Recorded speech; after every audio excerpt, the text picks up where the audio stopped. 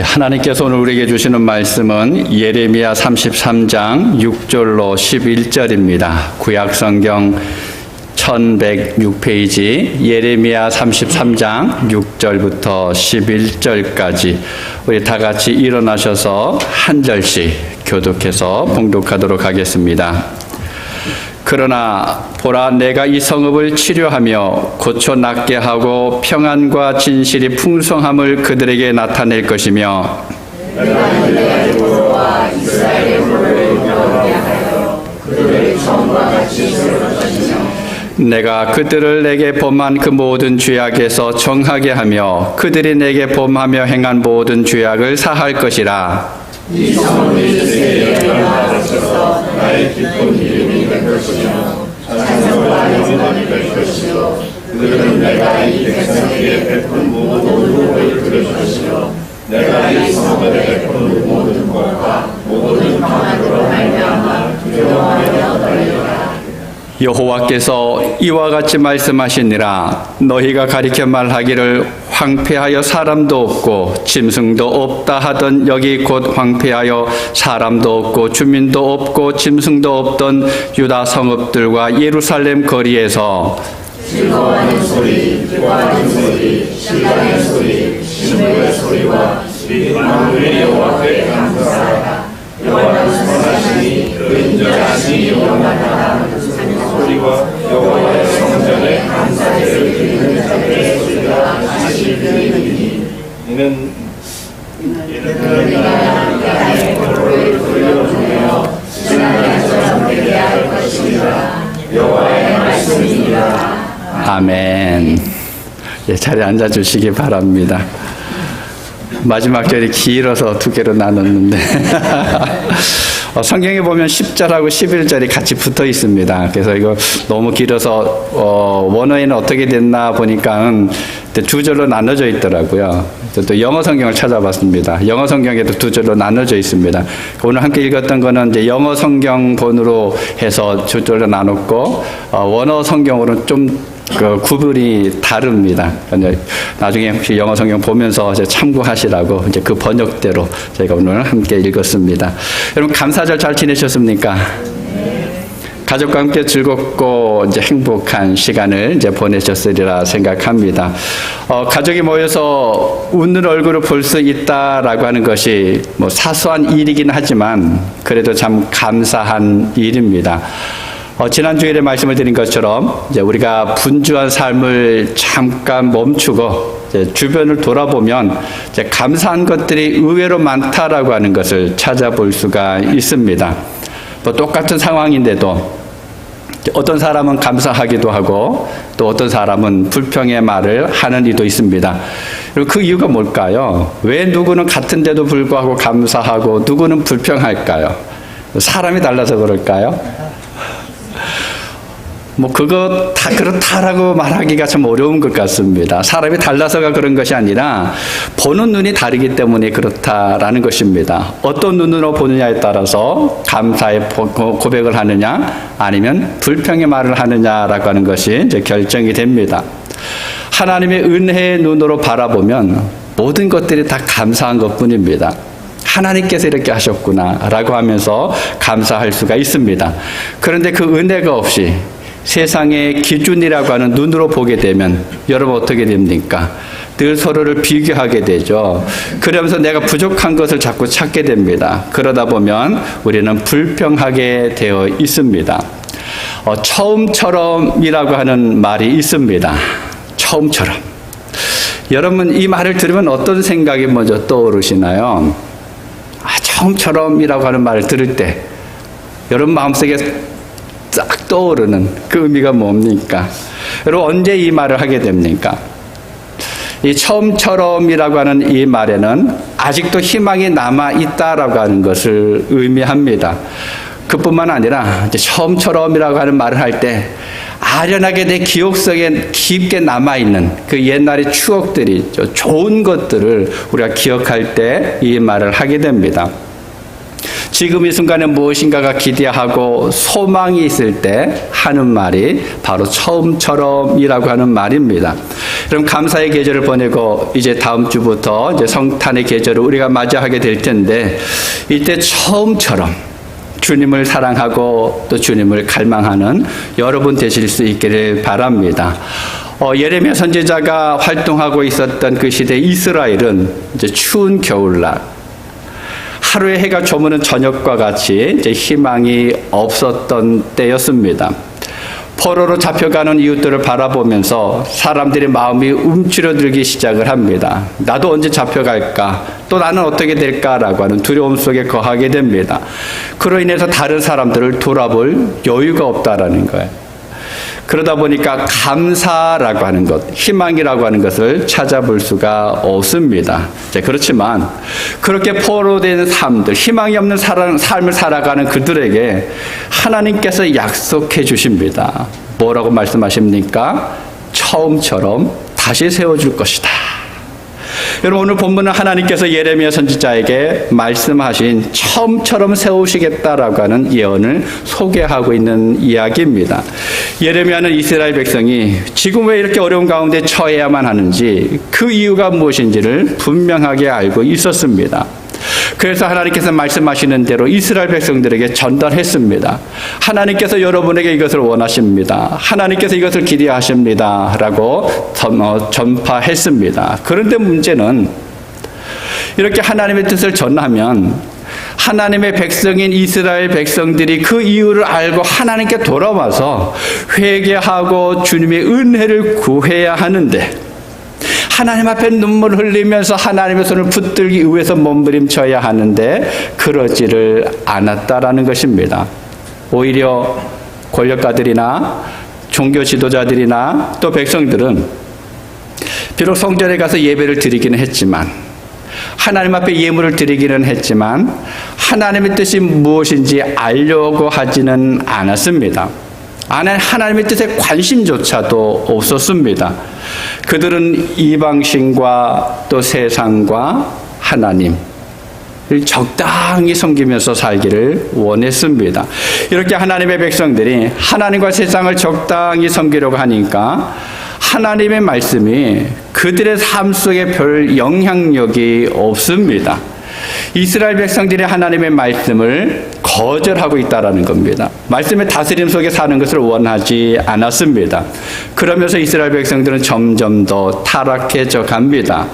그렇게 하나님의 백성이 이스라엘 백성들 사이에서 무시당하는 것을 본 예레미야 선지자는 마음이 너무너무 아팠어요. 슬펐습니다. 그래서 늘 울면서 하나님의 말씀을 선포합니다. 바로 이 예레미야 선지자를 눈물의 선지자다라고 이야기합니다. 그뿐만이 아닙니다.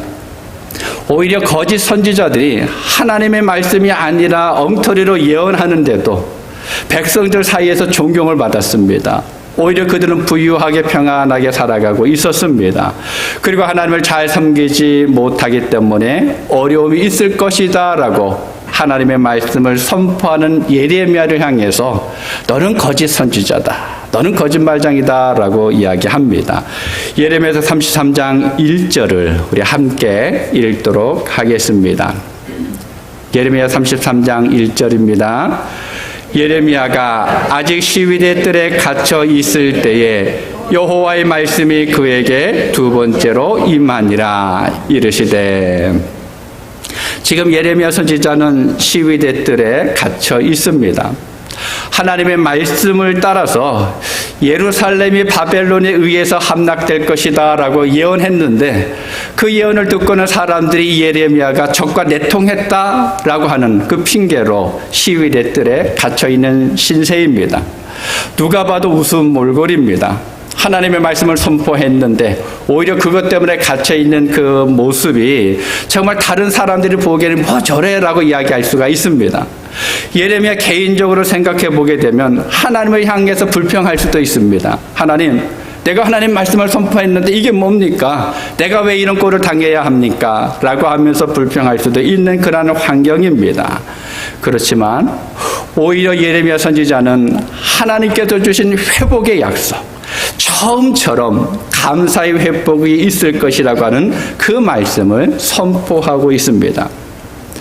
백성들은 지금의 상황들, 백성들이 포로로 잡혀가고 있고 집들이 무너지고 또 성이 폐허가 되고 있는 그러한 상황인데 어떻게 이것이 가능하겠느냐라고 이야기할 수가 있습니다. 여러분, 일반적인 눈으로 보면, 믿음이 없는 눈으로 보면 예레미야의 처음처럼 이야기는 도무지 불가능한 상황입니다. 아무런 힘도 없고 능력도 없고 또 물질적으로 궁핍한 이 상태에서 어떻게 우리가 다시 일어날 수 있을까라고 생각할 수가 있습니다. 그런데 하나님께서 뭐라고 말씀하십니까? 지난 날처럼 처음처럼 하게 될 것이다 라고 말씀하고 있습니다. 이스라엘 백성들이 가장 좋았었던 때, 그때처럼 하시겠다라고 약속하십니다. 오늘 이 본문을 생각하면서 우리가 무엇 때문에 그렇게 하나님 앞에 감사할 수 있을까라고 하는 것을 한번 생각하는 그런 시간이 되었으면 합니다. 첫 번째는 무엇인가 하면 여호와로 인하여 감사할 수가 있습니다.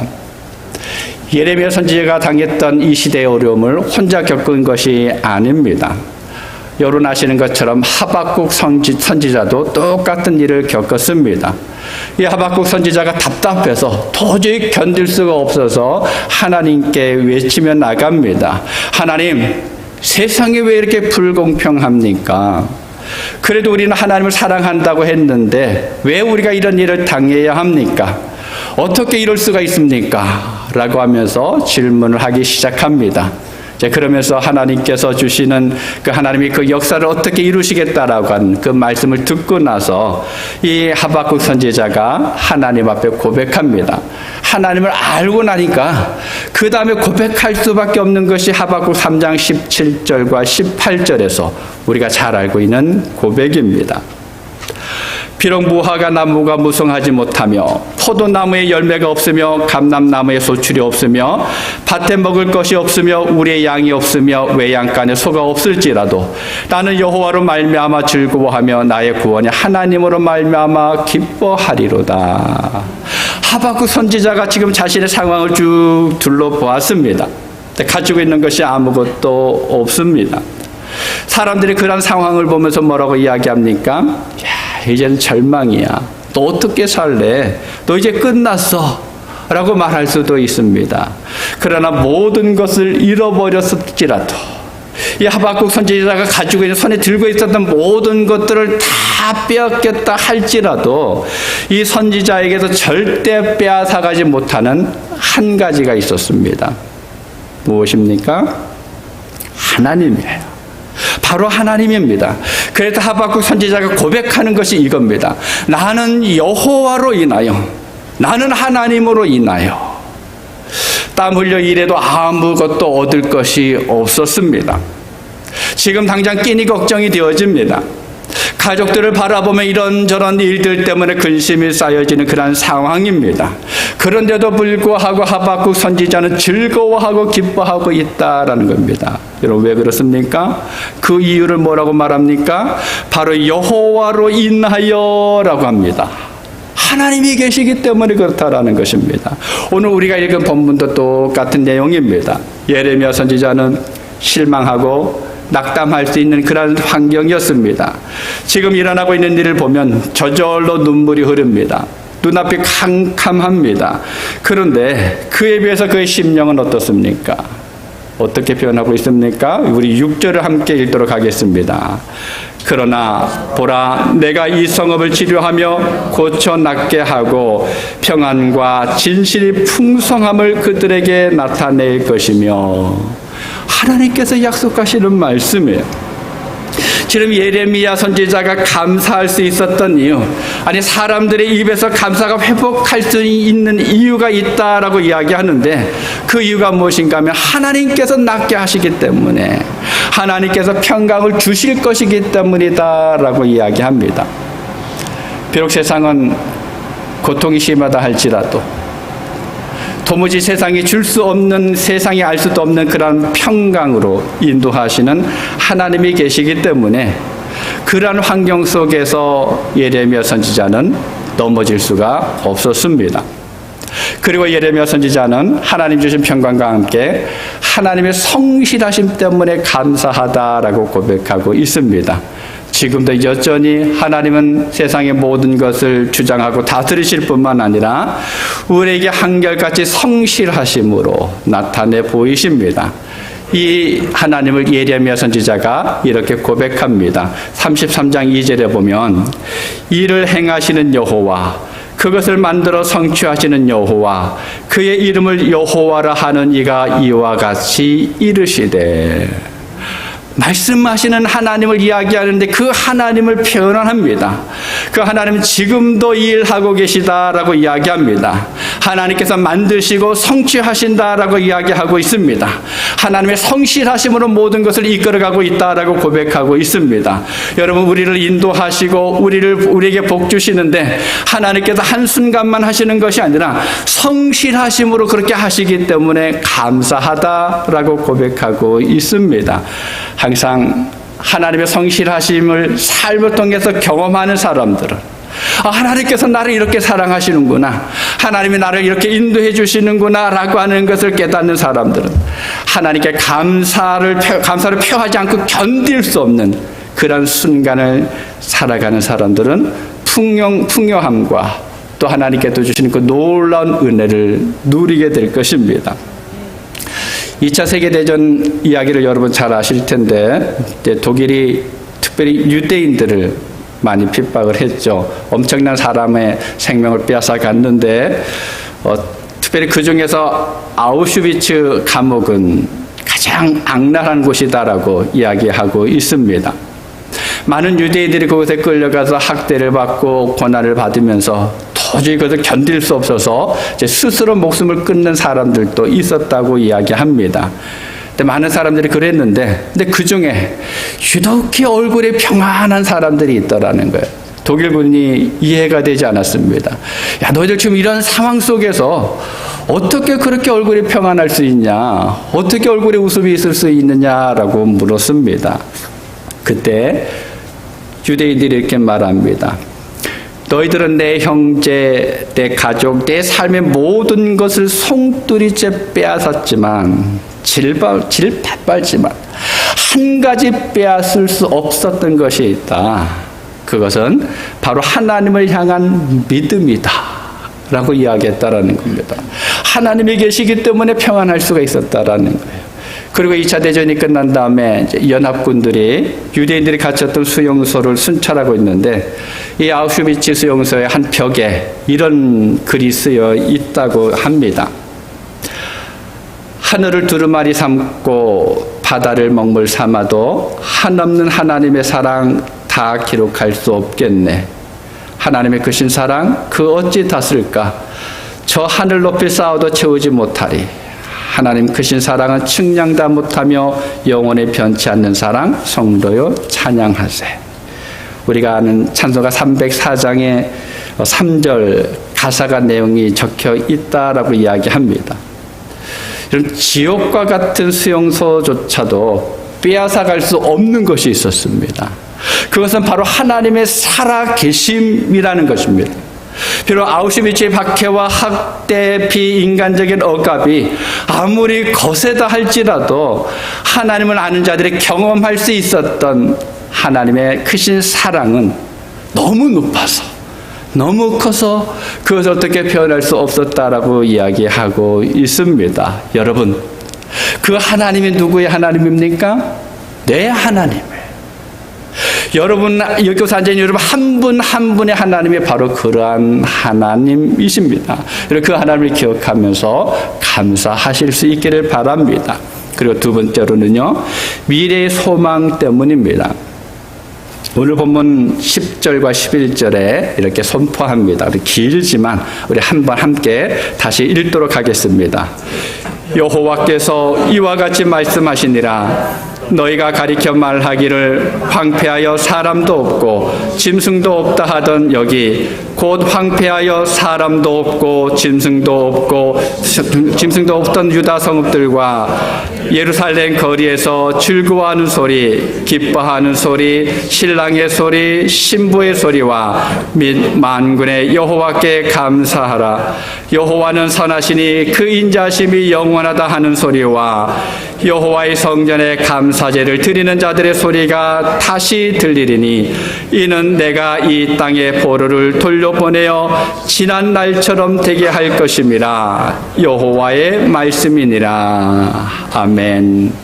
현재 이스라엘 상황은 포로로 잡혀가는 바람에 사람도 없고 짐승도 없는 황폐한 곳이 되었다라고 말을 합니다. 다른 말로 하면 소망이 없다라는 거예요. 절망밖에 없는 그런 상황입니다. 그런데 그것을 믿음으로 바라보니까, 하나님의 약속을 통해서 바라보니까 이 예루살렘 거리에서 즐거운 소리가 들리기 시작합니다. 기쁜 소리가 울려지기 시작합니다. 만군의 하나님 여호와께 대한 감사의 소리가 넘치기 시작합니다. 그뿐만 아니라 하나님의 집의 성전에서 감사제를 드리는 찬양의 소리가 있고 예배의 소리가 들려지고 있다라고 고백하고 있습니다. 이런 무엇을 이야기합니까? 완전한 회복을 이야기하고 있습니다. 사람의 눈으로 보기에는 완벽하게 절망의 순간이었는데 하나님의 눈으로 보니까, 하나님의 능력으로 보니까 모든 것이 완벽하게 회복되어지고 있음을 보고 있는 것입니다. 그렇다고 이 말씀이 현재 우리가 당하고 있는 어려움을 무시하고 있는 것은 결코 아닙니다. 여러분, 에레미야 선지자가 지금 어디에 있습니까? 12대 뜰에 갇혀 있습니다. 이스라엘은 여전히 황폐하여서 아무것도 또 아무도 없는 가운데 있습니다.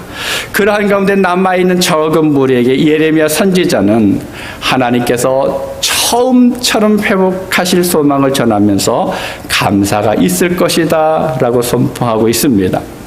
우리가 세상을 살다 보면 눈앞을 가리는 폭풍이 일어날 때가 있습니다. 아무것도 보이지 않고 너무 소란해서 아무 소리도 들리지 않을 때 낙담하기도 하고 좌절이 되기도 합니다. 여러분, 그렇지만 믿음의 사람이라면, 하나님을 믿는 사람이라면 비록 그 폭풍에서 지금 당장 벗어날 수는 없지만 그 폭풍 너머에 밝은 해가 있다라고 하는 그 사실을 기억해야 합니다. 여러분, 믿음의 사람은 검은 폭풍이 몰려와도 좌절하지 않는 이유가 무엇인가 하면 찬란한 빛으로 인도하시는 소망이 되시는 주님이 계시기 때문에 그렇습니다. 나 혼자는 그 길을 걸어갈 수가 없는데 나를 인도하시는 주님이 나와 함께 하시다라는 거예요. 그것을 믿기 때문에 우리는 좌절하지 않고 감사할 수가 있습니다. 여러분, 주님이 주시는 소망을 간직하시기를 바랍니다. 다른 사람들에게 주신 소망이 아니에요. 옆에 앉아있는 사람이 가진 소망이 아닙니다. 내게 주신 소망이에요. 나의 삶에 맞도록 하나님께서 주신 특별한 나만의 소망이 있는 것을 여러분 붙들고 끝까지 놓치지 않기를 바랍니다. 여러분, 그 소망을 발견하시기 바랍니다. 이 땅을 살아가면서 그 소망 가운데 늘 거하실 수 있게 바랍니다. 그러면 감사할 기회들이 얼마나 많은지를 우리가 경험할 수가 있습니다. 그리고 열심히 직장에서 또 사업장에서 일하시는 여러분, 그것을 통해서 하나님의 소망을 발견하실 수 있게 바랍니다. 비록 그곳에 많은 문제가 있고 내 마음에 맞지 않아도 또 나를 아프게 하는 그런 일이 있다 할지라도 그 일터에서 하나님을 믿는 사람으로 최선을 다하는 모습뿐만 아니라 그리스도의 사람인 것을 당당히 나타내 보이실 수 있게 바랍니다. 나는 예수의 사람이야. 나는 하나님의 사람이야. 그 하나님이 나와 함께 계셔 라고 하는 것을 늘 드러내실 수 있기를 바랍니다.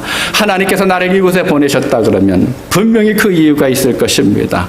그냥 우리가 먹고 살게 하기 위해서 하나님께서 우리의 삶을 인도하시는 분이 아닙니다. 그것을 통해서 하나님이 이루시기를 원하시는 일이 있다라는 것입니다. 그것이 무엇인지 우리는 발견해야 합니다. 그곳에 가신 하나님의 소망이 무엇인지 를 찾아야 합니다. 여러분, 그리스도인으로 감당해야 될 책임, 하나님께서 내게 주신 그 자리를 통해서 내게 주시는 소망이 무엇일까라고 하는 것을 여러분들 발견하실 수 있기 바랍니다. 그리고 그 독특한 소망을 여러분 삶을 통해서 나타내시기를 바랍니다. 오늘 본문 9절을 함께 읽도록 하겠습니다. 9절 같이 봅니다. 이 성읍이 세계 열방 앞에서 나의 기쁜 이름이 될 것이며 찬송과 영광이 될 것이요 그들은 내가 이 백성에게 베푼 모든 복을 들을 것이요 내가 이 성읍에 베푼 모든 복과 모든 평안으로 말미암아 두려워하며 떨리라. 아멘. 원문 번역 성경에 보니까 이렇게 번역이 되어 있습니다. 그러면 이 성읍은 내가 땅의 모든 민족들 앞에서 내게 기쁜 이름과 찬송과 영광이 될 것이며 그들은 내가 이 주민들에게 베푼 모든 좋은 것을 전해 들을 것이요 내가 이 성읍에 행한 모든 좋은 것과 평안함 때문에 두려워하고 떨게 될 것이다. 여러분 말씀 한번 잘 보시기 바랍니다. 이 성읍이 어디입니까? 예루살렘 성입니다. 바벨론에 의해서 무너져서 폐허가 된 곳입니다. 황폐해서 사람도 살지 못하고 짐승조차도 없는 그러한 땅입니다. 근데 그 성이 하나님의 손에 의해서 회복될 것이다 라고 이야기하고 있습니다. 그럼 처음처럼 된다라는 겁니다. 그럼 그곳에서 일어나고 있는 일이 무엇입니까? 내게 기쁨이 되겠다라는 거예요. 하나님의 기쁨이 됩니다. 하나님을 찬송하고 하나님의 영광이 되어집니다. 그뿐만 아니라 그 성읍에서 일어나는 것들을 보면서 이스라엘 백성들이 너무 놀라서 감히 하나님을 경배하지 않고는 견딜 수 없는 그렇게 두렵고 떨게 된 일들이 일어날 것이다 라고 이야기하고 있습니다. 하나님의 완전한 회복을 약속하고 있습니다. 여러분 이것을 바라본다 그러면 우리가 살아가야 할 삶의 자세가 있습니다. 그럼 어떻게 살아가야 될까요? 소망 가운데 감사하는 것입니다. 내 삶의 순간순간마다 있는 것을 바라보면서 나와 함께 하시면서 나를 인도하신 하나님이 곁에 계신 것으로 감사하는 것입니다. 우리의 삶을 통해서 그 하나님을 나타내야 합니다. 존 메가더 목사님이 이런 이야기를 했습니다. 우리가 하나님의 자녀라고 주장한다면 우리의 삶에서 하나님의 성품을 나타내야 합니다. 현대교회나 성도들이 겪는 어려움이나 문제는 신학이 부족하거나 말씀이 부족한 것이 결코 아닙니다. 오히려 너무 많이 알고 있습니다. 성경도 알고 너무 많은 말씀을 듣고 있습니다. 문제는 그것이 그리스도인들의 각 사람을 통해서 또 그리스도의 몸된 교회를 통해서 하나님의 사랑이 하나님의 약속이 드러나고 있지 않다라는 것입니다. 나는 아는데 나는 알고 있는데 그것으로 끝나고 맙니다. 하나님의 일방적인 은혜로 우리는 새로운 피조물과 또 하나님의 자녀로 신분이 변화되어져 있습니다. 그런데 여전히 우리의 성품은 변화되지 못하고 있습니다.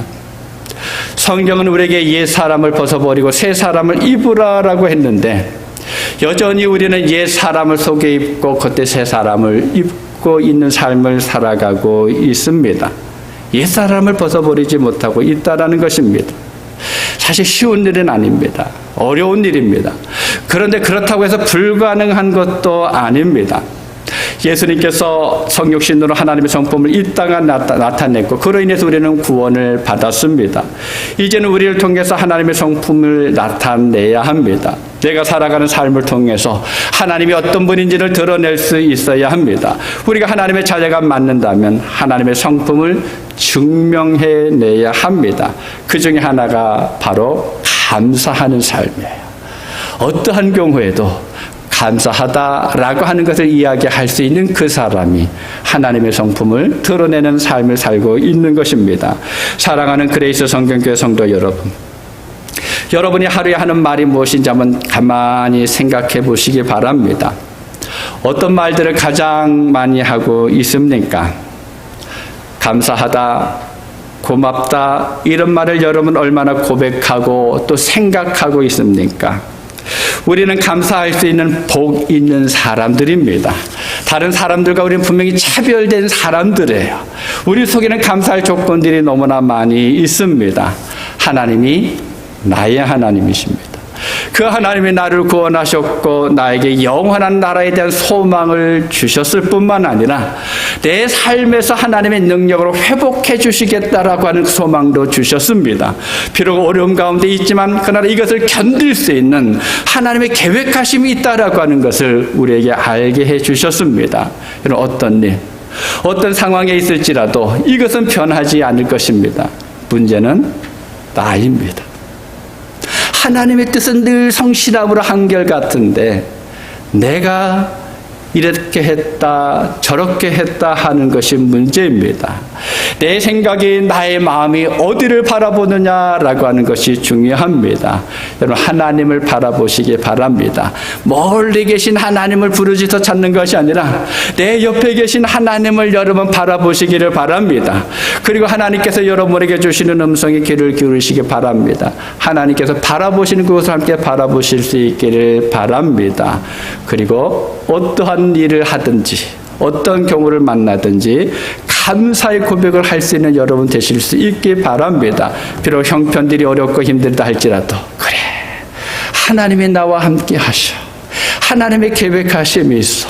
하나님께서 내게 천국 소망을 주셨어. 지금 나는 내 눈에 보이지 않지만 그러나 하나님께서 뭔가 준비하고 계신 것이 있어 라고 하는 것을 고백하면서 그 하나님 때문에 늘 감사하며 살아갈 수 있는 우리 모두가 되실 수 있기를 주님의 이름으로 축복합니다. 기도하겠습니다. 아버지 하나님 참으로 감사드립니다. 우리가 살아왔었던 지난 1년 동안 참으로 많은 일들이 있었습니다. 때로는 가슴 떨리는 일들이 있었고 또 마음이 두근두근하여서 도무지 무언가 손에 잡히지 않는 일들이 순간이 있었고 또 한순간 눈앞에 보이는 것이 아무것도 없을 때도 있었습니다. 내 발걸음을 어떻게 움직여야 될지 무슨 말을 해야 될지 모르는 그런 순간들도 있었습니다. 아버지 하나님 그것이 우리의 삶인데 그것이 우리의 생애였는데 그런데 그 순간에 하나님께서 내 곁에 다가오셨습니다. 나와 함께 하셨고 나를 붙들어 주셨고 내가 가야 할 길들을 예비하여 주셨습니다. 아니 오늘 말씀을 통해서 우리에게 알게 해주신 것처럼 처음처럼 하나님께서 모든 것을 회복하시겠다고 약속하셨습니다. 우리 그레이스 성경의 모든 성도 한 분 한 분들이 이 하나님을 늘 바라보면서 감사하는 삶을 살게 하여 주시옵소서. 비록 지금 이 순간이 어렵고 힘들다 할지라도 하나님이 나와 함께 하시기 때문에 그 하나님이 나를 구원하셨기 때문에 그 하나님이 나를 천국으로 인도하실 것이기 때문에 그뿐만 아니라 내가 이 땅을 살아가는 삶의 순간 하나님께서 나와 동행하시고 모든 것을 예비하셨기 때문에 그 하나님을 기억하면서 감사로 하루하루를 살아갈 수 있는 우리 모든 성도들 되게 하여 주시옵소서. 우리의 삶을 주님께 맡겨드리옵고 예수님의 이름으로 기도하옵나이다. 아멘.